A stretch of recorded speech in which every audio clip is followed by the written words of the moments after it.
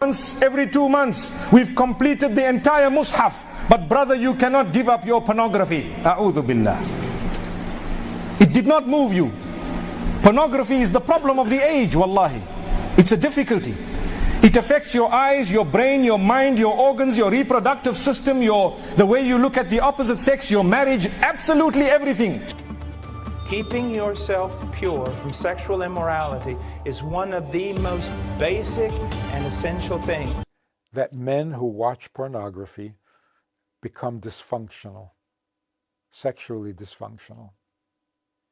It doesn't stimulate your sexuality, it kills it. Hey everyone, and welcome back to Only X. Is adult content considered a sin in every religion?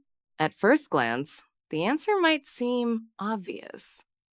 But when you look closer, it's actually more complicated and more interesting than most people think.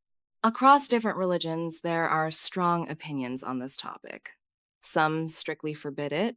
Others approach it through ideas like self-control, discipline, or spiritual balance. But here's where it gets even more interesting.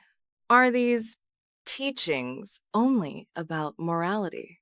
Or do they reflect deeper concerns about human behavior, relationships, and society itself? And in today's digital world where adult content is more accessible than ever, do these ancient perspectives still hold up? In this video, we'll break down what major religions actually say, where they agree, where they differ, and explore the deeper reasoning behind these beliefs. Let's start with Christianity. In many Christian traditions, adult content is generally viewed as sinful.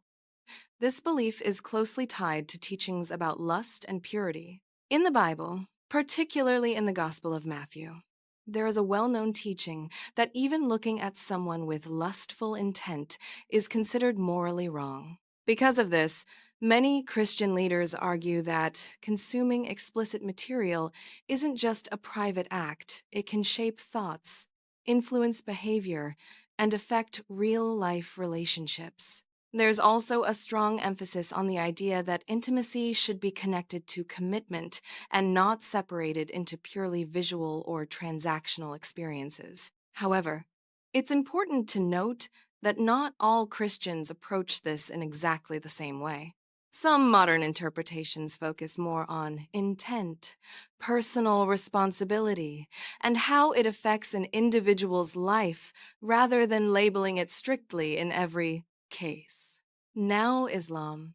In Islam, the stance is much more clearly defined. Adult content is widely considered haram or forbidden. This comes from teachings in the Quran and Hadith that strongly emphasize modesty and self-control. One of the key concepts is the instruction for both men and women to lower their gaze and guard their modesty. Scholars interpret this as avoiding not just physical actions, but also visual content that could lead to temptation. The reasoning here goes beyond simple restriction.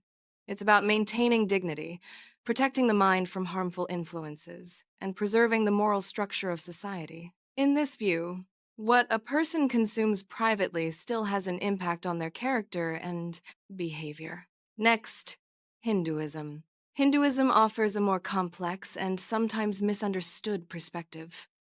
Unlike some other religions, it doesn't have a single unified authority, and its teachings on sexuality can vary widely. Historically, texts like the Kama Sutra show that human desire and relationships were openly discussed in certain contexts. But that doesn't necessarily translate into acceptance of modern adult content. Many Hindu philosophies emphasize concepts like dharma, duty, and self-discipline. From this point of view, the concern is less about labeling something as a sin and more about whether it leads to imbalance, distraction, or loss of control. So while sexuality itself isn't always treated as taboo, overconsumption or dependence on explicit material is often seen as something that can negatively affect mental clarity and spiritual growth. Now, Buddhism. Buddhism approaches this topic in a very different way. Instead of focusing on sin or punishment, it centers on the idea of suffering, attachment, and mindfulness. One of the core guidelines in Buddhism is avoiding sexual misconduct, though interpretations of that can vary.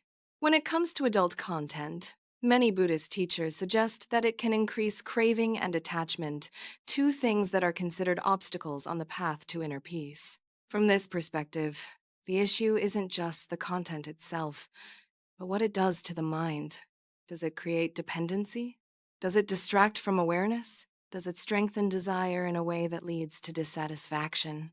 If the answer is yes, then it's seen as something worth avoiding. Finally, Judaism.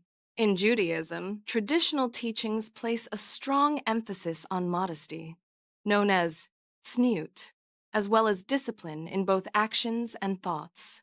Classical texts, including the Talmud, contain discussions about guarding one's eyes and maintaining moral boundaries. Because of this, many interpretations discourage engaging with adult content, particularly due to its connection with lustful thinking and its potential impact on behavior. At the same time, just like in other religions, there is diversity in how these teachings are understood today. Different communities, from Orthodox to Reform, may approach the topic with varying levels of strictness. So, is adult content a sin in every religion? The answer is not exactly the same in every case. But what's interesting is that across Christianity, Islam, Hinduism, Buddhism, and Judaism, there is a shared concern even if it's expressed in different ways. Some focus on sin and morality. Others focus on discipline, awareness, or spiritual balance.